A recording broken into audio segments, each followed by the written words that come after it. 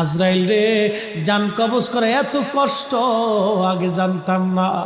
আজরাইল, আমাকে একটু আসানের সাথে তুমি জান কবজ করো।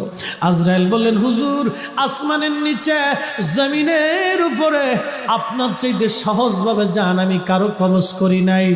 আল্লাহ আমার উপরে করা নির্দেশ, আমার হাবিবের জান কবজ হবে সবচেয়ে বড় আসানে। হুজুর, আমি যদি আপনাকে আসানে জান কবজ না করি, নবী গো, আল্লাহর লানত আমি ধ্বংস হয়ে যাব। ইয়া নবী আল্লাহ, আমি সেই ভয়ে আপনাকে আসানের সাথে জান কবজ করতেছি। হুজুর গো, আপনি নবীর আগে এবং পরে এত আসানে কারো জান কবজ হয় নাই, হবে না।